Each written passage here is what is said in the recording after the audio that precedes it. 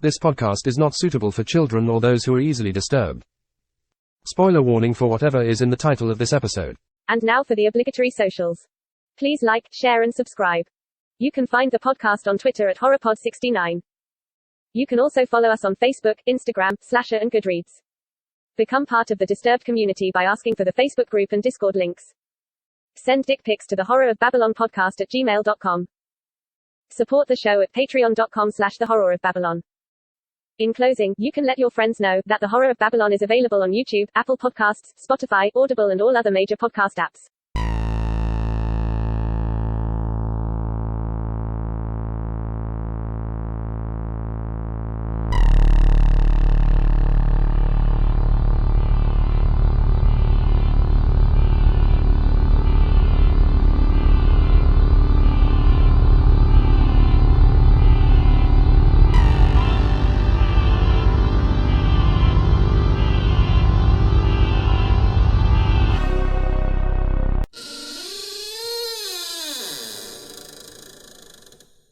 Welcome to episode 82 of The Horror of Babylon, where we discuss Jerusalem's Lot and One for the Road. I am Ryan, and with me as always is Daniel. Say hi, Daniel. Hi, Daniel.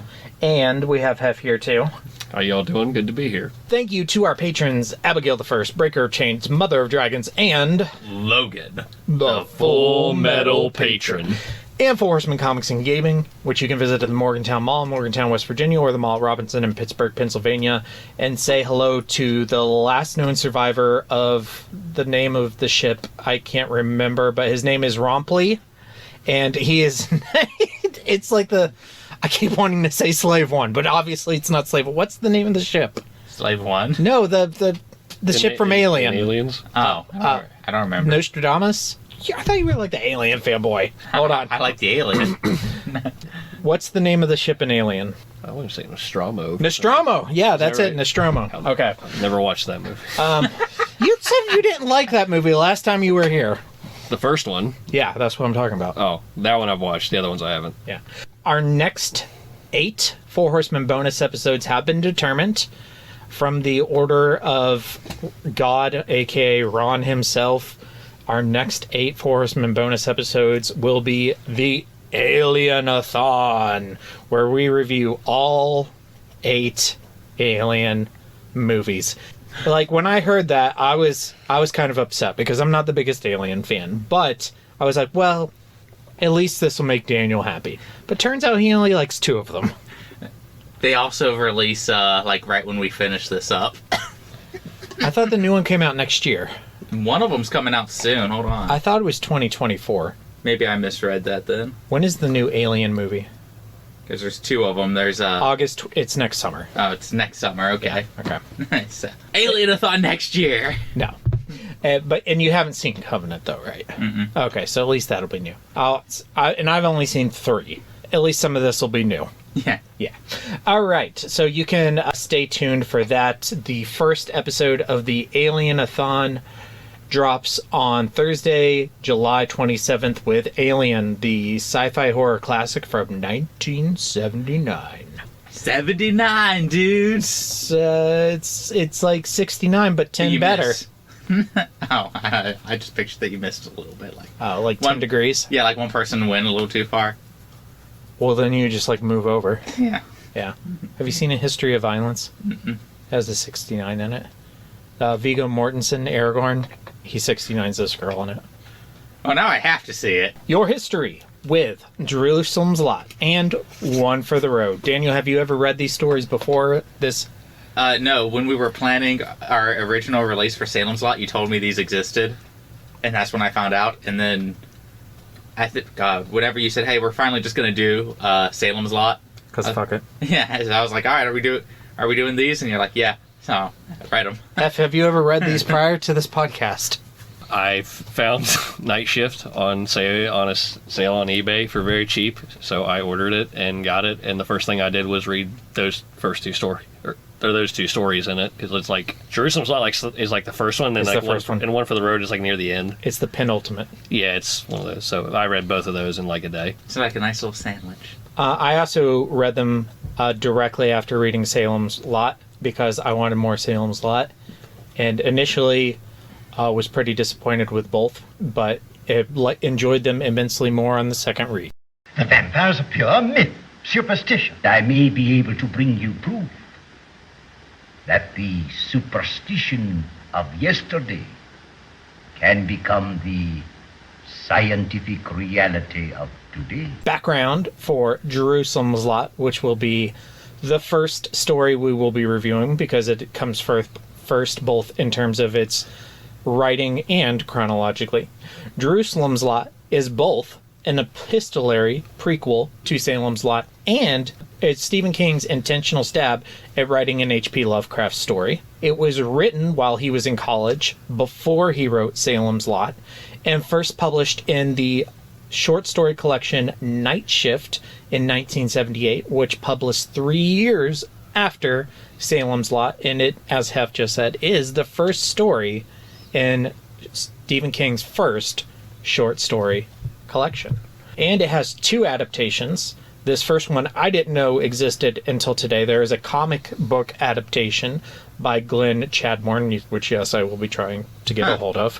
And in 2021, it was released as what was originally played out to be like a mini-series, but was recently announced as getting a second season, Chapelwaite, starring Adrian Brody. It's alive. It's moving. It's alive. Oh, it's alive. It's alive. It's alive. It's alive. Oh, in the name of God. Now I know what it feels like to be God. Oh. General discussion. Jerusalem's Lot. So if you haven't read the story and you want like a general shakedown, I have a pretty good lore video that goes over the general history of Jerusalem's Lot and how it pertains to Salem's Lot. You can see a link for that in the show notes, and that is from the YouTube channel Stephen King Book Club, which I watch a ton of their lore videos, really enjoy them. Daniel, what did you think of Jerusalem's Lot? I really liked it. It is indeed Stephen King writing an H.P. Lovecraft story. You told me that, and I didn't know what to expect, and I was like, oh, okay, so it literally is just an H.P. Lovecraft story. I think that was the exercise he said, I want to write as if it were Lovecraft. And this is not his only short story he does as this in. We'll bring up another one in further reading. But it's if you read it and I just told you this was written by H.P. Lovecraft, would you believe that? If I had like no prior knowledge of or if I only had like tertiary knowledge of Lovecraft and Stephen King, you could pass this off as an H.P. Lovecraft story. I disagree. Tell us why. Okay. The reason is because, like, the characters are actually comprehensible. Not enough racism. The characters are comprehensible, like, most of the time. In most H.P. Lovecraft stuff, it's just like, I'm an intellectual person. And these astronomical things are happening.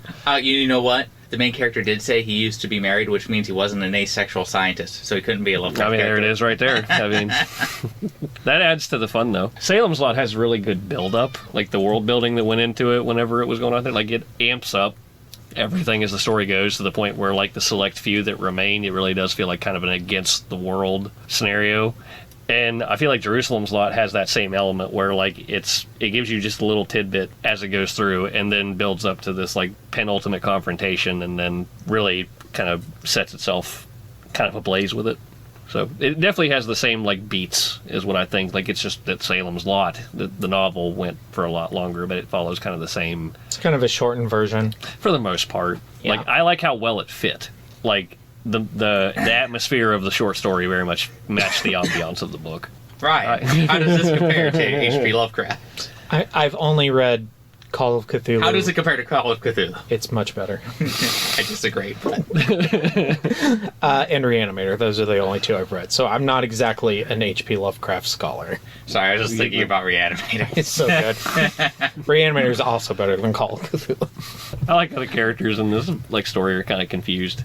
Like, they're like, it feels like they're always, like, kind of on the stage of being like, you know, Bones, we really should be understanding what's happening, but I really don't want to. Like, that's kind of what I got. Yeah, because it's a Lovecraft story. Yeah, so I really don't understand. Because as soon as they start to understand, they go insane and die. Yeah. And then their journal's left behind for someone to completely dismiss and repeat the process. Yeah. That's Lovecraft. That's exactly what happens in Call of Cthulhu. Yeah. He finds the journal, and then bad things happen and he dies, and then it's like, ooh, who's going to find the journal next? And only in this one it tells you who finds the journal next. Yeah, just this ended. I think my favorite part in this, I listened to this on somebody read it on YouTube. They were describing parts in the book, and now I kind of want to like get like a physical copy to see it. He wrote out "goddamn," but like scratched it out. Me saying this right now isn't what's actually being written. I'm just trying to describe how it looks on the page. And I was like, yeah, like how do you audiobook scratching out "goddamn"? I guess you read the sentence once with it, and then read this sentence again without it, but that would have been confusing. Yeah. If you weren't like And reading. it's just like one of those rare instances where I'm like, that sort of gag or that sort of thing works best in the written format. Yeah.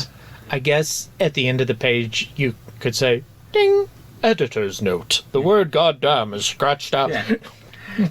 And I just thought about that. I was like, I think more stories in this style should do shit like that, like missing spots, like maybe there was a stain there. Yeah. Or like force a drawing in there, like somebody did a quick sketch. Yeah. I feel like there's more people could do with this particular format, and it actually makes me want to write like this more. Well, now. I also listened to it on audio, so when he said in the story that he did like a quick sketch of the writing that they found, is that actually in the book, printed book? I don't recall it. It could be I wasn't paying as much attention because I read it in like a single day, but It's pretty short. Yeah, I don't recall it.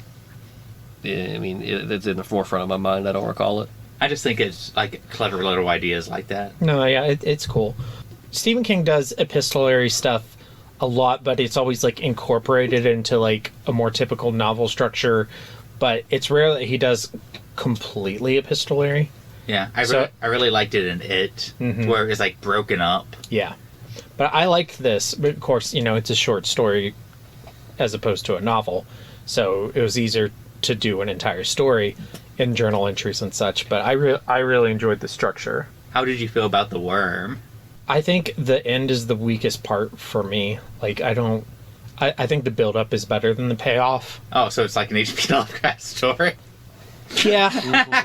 Yeah, because, I mean, that's what I felt about Call of Cthulhu, too, because I enjoyed more the descriptions of them hunting down the cult and the mystery aspects, yeah, as opposed to like Squid Godzilla. Yeah, exactly. Them at the church was the best part of the book to me.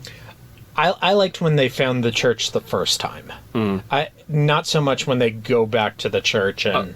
Oh yeah, no, the first time they get there, like Yeah. where they just have that sense that's like something is just like watching them and stuff like that. Like, what's the worst part is I could picture like the three of us going to a church like this and going, "Hey, look at this fucked up book. Let's take that with us." Guys, the star's upside down. We did go to a church Yeah. once. Yeah, we did. Yeah, we won't talk about that. Did you find Jerusalem's Lot scary?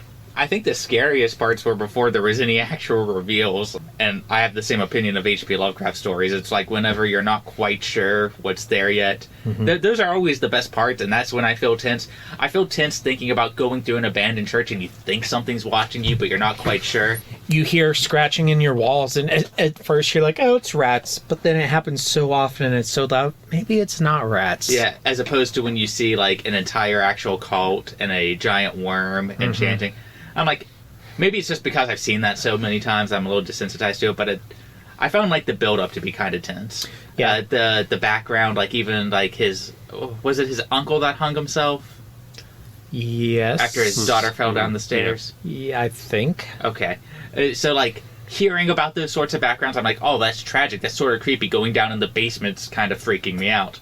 But then seeing them as like monsters, I'm like, that's about the best in terms of a monster scare that the story does for me. But then when it escalates from that, I'm like, okay, The basement scene was better than the end at the church.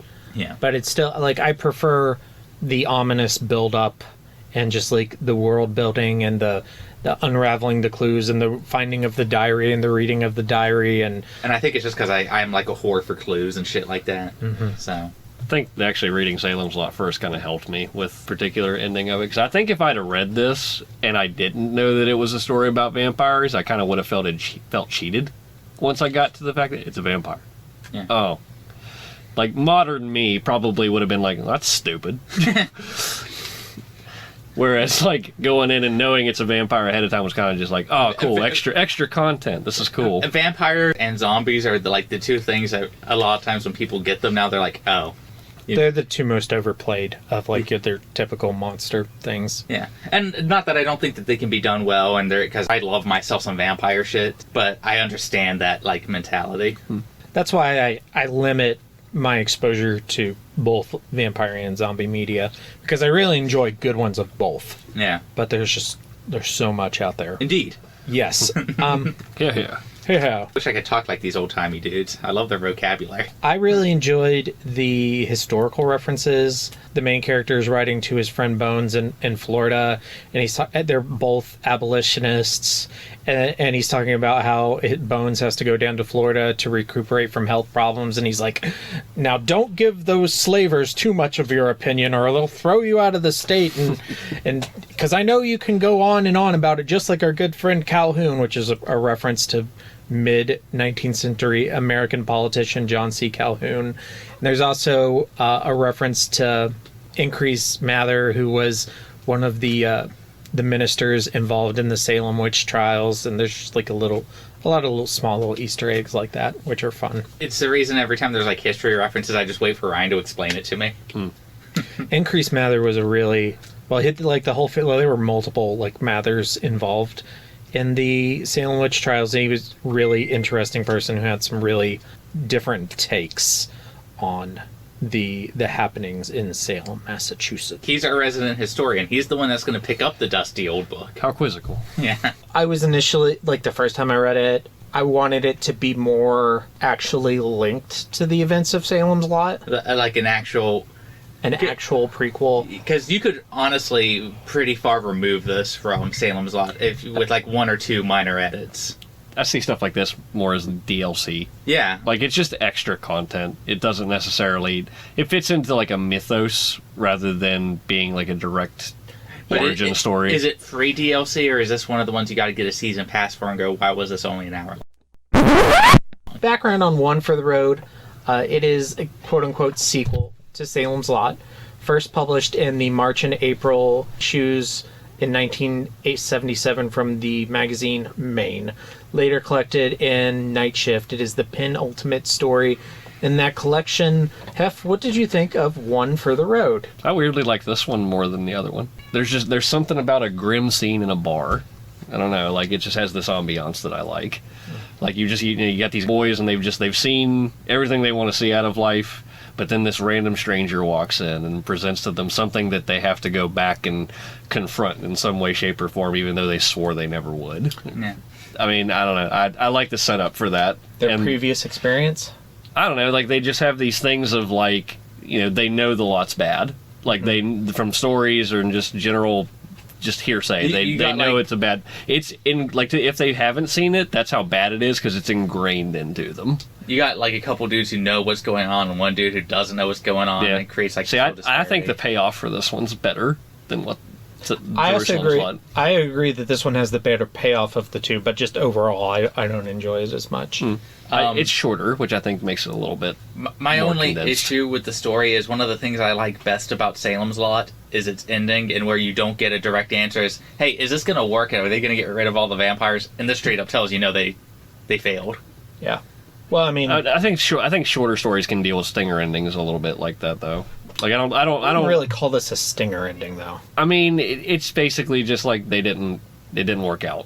That's always what I consider. I prefer not knowing, but this tells me. This answered the question. Shorter stories, I tend to be less harsh about. Yeah, that's just me. It is like 2/3 the length of Jerusalem's Lot. Oh yeah, it's what, 20 pages? It's very short. I don't know. It's barely. I think it's like. I think it scratches 20 pages. I think for me, it's just like. My favorite thing of Salem's Lot is the world building, and this has immensely less than Jerusalem's Lot does. It's also immensely shorter. Creepy vampire girl also is like... Ew. I did like her, like, just standing on the snow. Mm-hmm. Yeah. Yeah. That sort of imagery. Her floating cool. There. Yeah, it was cool. Yeah. I like that he beamed her with a Bible to get away. Yeah, buddy. I would like to see, like... Just thinking about that, like, because, crosses burn them in Salem's Lot. Like, let's just throw a Bible. We'll, like, leave it just like a huge book-shaped burn mark on Or them. could you just throw the Hunger Games and it wouldn't matter? Just hit them with a book. Is this one on the Dollar Baby list? It's okay. It's kind of simple. It's guy gets lost. They go and find his family. His family are turned into vampires. They bail. Like, that's... Yeah. You can sum up the whole story in like 20 seconds. Yeah. It's also 20 pages, so, I mean, I'm not looking for anything real complicated when I dive in. If you're quoting Lovecraft to me and I have to, like, read 20 pages of it, that physically makes me want to just shit myself. Like, just no. Because, like, I've done it with, what was that one? There was one, like, because there's a few of his stories that they're like 20 pages, but they feel like forever. It's because his paragraphs are like this long. Yeah. I'm just not about trying to shove as much content in as possible. Sometimes I just like something simple. It's like reading Nietzsche, where his paragraphs are like this long, and it's like 2 sentences. Yeah, I don't want to have to transcribe anything to be able to read a short story. That's just my preference. So, it was short, it was simple, I liked it. Yeah. It was, I mean, I didn't dislike it. It's fine. Really disliked it the first time, because I was like, this has absolutely, like, nothing to do with Salem's Lot, other than it takes place in Salem's Lot, and it answers the question that you probably didn't want to know anyway, or if it did answer the question, like, tell me what happened to Ben and, what's the kid's name? Oh, Mark, yeah. They set the fire and left. Or they died in the fire. Oh, yeah. Maybe they got killed by vampires. Or they got arrested for burning down Salem's Lot. And they're in jail. Now they're in jail. Forever. But I liked it a lot more the second time because I was less critical. No, the first time I just wanted an actual sequel to Salem's Lot, Okay. which this is not. It's more like a Side story? yeah. DLC characters. Yeah. Costumes for Dead or Alive. That's what it was Beach for me. volleyball.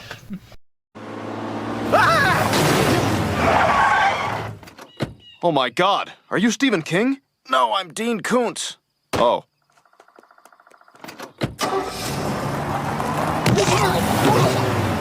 Daniel, what is your king for both stories? My king for Jerusalem's Lot is literally the like scratching out of the words on a page, because I'm like, why don't I see that more in what are these stories called? Short stories? Epistolary Stories. Like I can't remember the last time I saw anything even remotely close to that. Nobody tries to correct themselves, even though it's written in a letter from a first-person perspective. Yeah, I think the only thing that comes close is something like The Color Purple, where like the words are spelled wrong because it's coming from the perspective of an uneducated young girl. That would drive me nuts. Yeah. And I don't like that book, but I'm just saying, like, that's the only thing that comes close. It would have to be something that's dated to. Yeah. Like, you couldn't do it. You couldn't do that modern day. Like, scratched it out. That just would that would be so weird. I kind of want to write something like this now, where I purposely incorporate, like, stains on the page, or, like, worn out parts. I think that there's something there that isn't being tapped into to its full extreme after reading that. That's easy king for me for Jerusalem's Lot. The version I listened to did not include that. Yeah. So I had no idea that was in there. Yeah. I guess mine is just the epistolary structure. And for One for the Road... One for the Road... that they shit on New Jersey. Mine's a little vampire girl. I think that in terms of creepy little kids, that it's as effective as it can be in a 20-page story. I like for Jerusalem's Lot, the first time they go to the church is definitely the high point for me. It's pretty good. It's very good. And One for the Road, I like the setup in the bar. I don't know. That's just like it's like a setting for me. I think it's a good setup. I like it, just like a neat setup. And the little girl floating, I think, where the way he describes it is genuinely creepy. Hypothetically. Yeah. This is our dollar baby. Who plays who? We hire actors. Smart answer. I don't think we're technically old enough to capture the... Can you even tell me the characters' names? No. Tukey and Booth. Yeah. Booth? Well, because Booth is like... Booth is the regular. Yeah, but I kind of picture him in big old overalls. At first, I thought that he was the son the grandson from the Jerusalem's Lot one, because they were both last name Booth. Boone. Was it Boone in Booth? It's in Jerusalem's Lot. It's Boone. Oh. They're super similar, though. In One for the Road, it's Booth. I did read it in a day. Yeah. I thought they were the same last name, too, but I didn't pay it much mind. Fair enough. Daniel Boone, John Wilkes Booth. Two of my favorite people. I doubt that. I was going to say the history buff here correcting us on the correct last names of people in 30-page stories. No, I mean, he pays attention. He does. Koontz. For Jerusalem's Lot, it's definitely the ending. Me too. Same. Not like the very tail end where Like it the said, payoff. but like Yeah. the payoff. Yeah, with the worm coming out and smacking the manservant across the church. And Yeah. The other guy finding the journal and dismissing everything. I like that. That was great. No, that was good. That's kind of a... Yeah. Oh, yeah. One for the Road, I guess it's just... Koontz is hard because it's so short and compact. They didn't do a lot with his wife. They didn't do a lot with his wife. I'm going to go with... They just so casually like, hey, there's probably vampires here. I know you won't believe it. I probably would have either abandoned the man like 5 steps ago or knocked him out and dragged him away. I don't know what I would have done. Like if you... Yeah, it's one of those things where, like, that's like the one thing in the story where I'm just like, I didn't really follow with is like, if these dudes are so... Like if these dudes are older and they have gone this long without going, you're telling me that of all the dumb shit that they've dealt with in their years, this is what's going to make them go? Like if you Like, genuinely... Can you believe leave him out vampires- there by himself, Booth? No. Yeah, so that's just too simplified. Like, I don't know. Like, if you've spent your entire life, like, avoiding a place, like, I refuse to believe... It's only 2 years after. Is it? Yeah. Okay. See, I read these in a day. I don't remember. Did you? I did. Did you really? Yeah. That's going to be our new clip. I read these in a day. You know, I didn't regurgitate It takes a lot. place 2 years after the novel. I swear they didn't actually, like, experience anything. They just No, knew it they've happened. never been... They didn't know that it's just stories. I mean, that just also kind of is like... they didn't vibe that they left. There's arguments I say that you could make that, like, say, you know, well, obviously if there's a kid involved, maybe that's what propels them. So I mean, I don't know.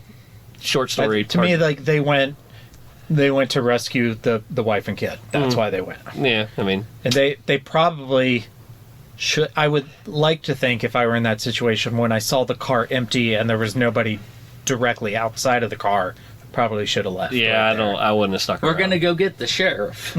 Yeah, as soon as he popped back out and said they're gone, I'd have been like, nope, bye. All right, get in the car. Yeah, no. I know you're having a bad day and you're gonna have a worse day forever, but I would like to think that maybe I would have tried, but I probably would have ended up dead. I probably would have been like just grabbing onto the guy and just let him go, Booth. Let him go, Booth. just let him do Booth his is thing. Booth is one of the two guys. Yeah. He's Blumley.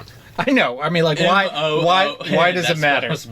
Why does it matter? No, I meant like the one guy would have said to the other one, just you don't go, let him go do his thing. He's clearly lost his mind at this point. Let Let him it go, Booth. Like, yeah, that makes sense. Yeah, that was Where are we at rankings? Yeah, and I did my rankings. 1 for the road, 3rd from the... So I'll just go through mine since short story is so short. And again, you can find the link to our short stories Google Drive in the show notes. So we have 9 short stories so far. From the bottom for me, All That You Love Will Be Carried Away by Stephen King, Night Surf by Stephen King, One for the Road by Stephen King, The Phantom Rickshaw by Rudyard Kipling, The Call of Cthulhu by H.P. Lovecraft, and then I put Jerusalem's Lot by Stephen King at number 4, The Boogeyman by Stephen King at number 3, Dracula's Guest by Bram Stoker at number 2, and The Mark of the Beast by Rudyard Kipling at number 1. Mr. Daniel. Jerusalem's Lot's my number 2. Right under The Call of Cthulhu and above The Mark of the Beast. And One for the Road is going to be right under The Boogeyman. Your new number 6. So that gives you... We have the same bottom 2 being All That You Love Will Be Carried Away and Night Surf.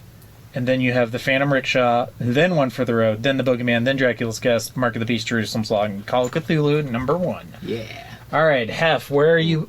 You only have The Call of Cthulhu and The Phantom Rickshaw. yeah. But where would you place Jerusalem's Lot? It would be my new number. For what you have here, it would be One for the Road number 1, Jerusalem's Lot number 2. All right. All right. All right.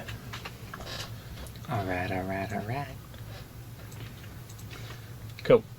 I guess you haven't read any of this other stuff yet. Is the Boogeyman in Night Surf? Or not Night Surf? Is in Night Shift, It's in Night yes. Shift. I have not read it yet, So but it's in there. so is Night Surf. Okay, that's good. Actually, we have done 4 of the like 20 stories in Night Shift. We're just slowly working our way okay. through all of Night Shift Yeah. purely by accident. Once I read those, I'll throw them in there. Okay. But yeah. Phantom Rickshaw Phantom Rickshaw is that was a pretty fun good. read. Yeah. That was funny. It's pretty funny. Okay. I promise you, I'm not crazy. Homework. What would your vampire sex cult look like, Daniel? It would be all femboys so that they stay forever feminine and beautiful, and they will be my harem. My vampire sex cult would all be very fond of Nerds Rope edibles. Ew. Oh, do you like eat them out of somebody's ass? So this is Not actually as bad as you think. No, this actually comes from a incident where I watched. The Nerds Rope incident of 1935. It was actually 2023, and it was 2 weeks ago. There would be edibles involved, and basically all the people in there would just be having edibles and not giving a fuck. That's the entirety of the thing. Because you don't have to care when you're on an edible. You just have to find somebody to fuck. Mine's all femboy, so when people see it, they'll be like, it's Also, an obvious. But I like Nerds Rope, so I was like, if I'm going to eat something that's like an edible of some sort, it may as well be something I enjoy eating. Mine would be B-52s themed, and you could only be a part of it if you're in a lobster costume, and we would all live at the beach in Maine, and there would be little shacks on the beach, and you could only have sex in the shacks. The Sex Shack. The Love Shack. Yeah. Oh, love. God damn it. I'm so slow tonight. Rock Lobster. Yeah, I know. we're there. I got it. It took me a minute. Okay, question for the listeners. What's your sex shack look like? How do you decorate your sex shack? That's what I wrote. So just reach out to us on our socials and let us know. For further reading, if you enjoy Stephen King's venture into the world of H.P. Lovecraft, also check out Crouch End, which is in the Nightmares and Dreamscapes short story collection, but was originally published in the short story collection New Tales of the Cthulhu Mythos, which is a collection of H.P. Lovecraft styled short stories written by other authors, which Stephen King contributed to. Also, I guess you could probably watch Chapelwaite. Read Salem's Lot. Read I don't know. Read Dracula. Yeah. All right, so read those things. Upcoming on the Horror of Babylon this Sunday, we are doing our episode on the first Salem's Lot adaptation, which is Tobe Hooper's TV miniseries from 1979. And then, on the following Sunday, July 30th, we are going to cover the theatrical film A Return to Salem's Lot from 1987. That was released in theaters. Yeah. Okay. Which, actually, I would say, is enhanced by reading Jerusalem's Lot. Yeah. It really is. And then our next 2 Thursday bonus episodes will be on Thursday, July 20th, where we are reviewing Leon the Professional. And the Alien-a-thon begins on July 27th with Alien from 1979. 79, dude. Thank you to our patrons, Abigail the First Breaker, Chains, Mother of Dragons, and Logan, The Full Metal Patron. And thank you to Horsemen Comics and Gaming, which you can visit at the Morgantown Mall, Morgantown, West Virginia, or the Mall at Robinson in Pittsburgh, Pennsylvania. You can go in there and say hi to Ron and say, what's your opinion on Adrian Brody? Do you think he's great? Do you think he's completely unremarkable? Or do you just think who's Adrian Brody? Thank you for reading in one day One for the Road in Jerusalem's Lot recording with me. I would do it again. Yeah, I probably will reread both of these each time I reread Salem's Lot. I would imagine. It's like a nice little Salem's Lot sandwich. DLC. Just a little bit extra content. Leia is a Jedi, and you have to kill her, and that killed the idea of DLC for me forever. That's what did it. Killing Leia Organa? Yeah. Okay. And Microsoft announcing that all Bethesda games will be Xbox exclusives. That also Like That is a bit of a bite. yeah. Yeah, okay, that makes sense. Yeah. All right. Thank you for listening. Stay tuned for our socials and stay scary. Stay scary, everybody. They're scary, folks. And now for the obligatory socials. Please like, share, and subscribe. You can find the podcast on Twitter at HorrorPod69. You can also follow us on Facebook, Instagram, Slasher, and Goodreads. Become part of the Disturbed community by asking for the Facebook group and Discord links.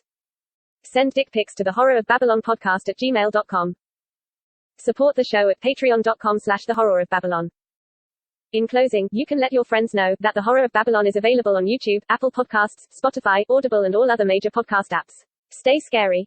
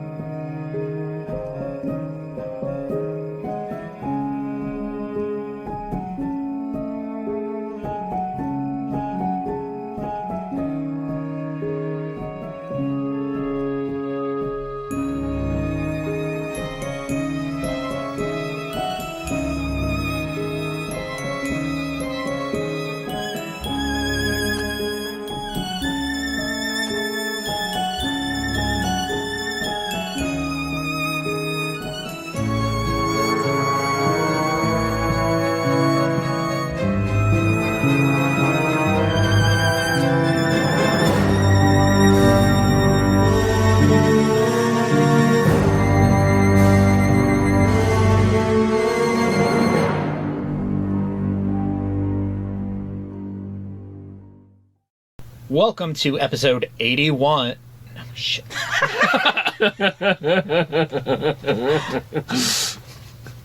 Call me the space cowboy. Okay, so that's the first one.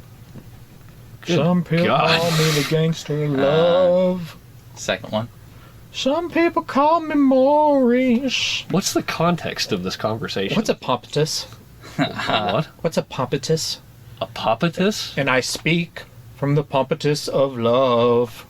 She told me that I it didn't the need groin? any more hentai and then sent me more hentai. Maybe I'm saying it wrong. The picker. I think you have to lyrics. say picka now. Third one. That one, no. Okay. The other two, possibly. All right. Wait a minute, that's not it. It's the Joker? The Joker lyrics? Is that the name of the song? Yeah, okay. Yeah, because I speak from the pompatus of love. What's a pompatus? Is it like a dumb hippopotamus? Maybe. Noun, pompatus. One who is a pompatus or splendid. One who is pompous or splendid. Pompous or splendid. Oh, okay. Oh, So I've heard people called pomp before. Yeah, I know what pomp, like pomp and circumstance, and I know what pompous is. It's like Darcy from Pride and Prejudice. But pompatus, I guess it's just a noun for someone who is From the pomp, ostentatious spectacle. Okay. pompatus of love? And I speak. All right, hold on. Let's take it from the top. Some people call me the space cowboy. Yeah. Some people call me the gangster of love. Some people call me Maurice LaMarche, who played a brain in Pinky and the Brain, because I speak of the pompatus of love. How do you just know who plays Brain off of Pinky and the Brain? You don't? No. I mean, he's one of like Hermes Conrad, I think. That's Phil Lamar, isn't it? that's Phil Lamar, Okay. who is also Kit Fisto and Bail Organa in Star Wars: The Clone Wars, and he was Jon Stewart in the Green Lantern cartoon. He is also Hermes Conrad. yeah, and he's Jack from Samurai Jack. He is. Yes, Yeah. he is. I'm learning so much today. No, you're not. You're not going to remember any of this. No. I'm Kit Fisto. All right. Barbados Slim. I hate Barbados Slim. Hey, you're supposed to. I hate him so much. I was not a big fan No, of I hate Barbara. Barbara. Yeah. Is worse. Yeah. Because at least with Barbados Slim, he's accepting he's an asshole. Woman, I'm tired. I've got to get up 5 times to play Xbox.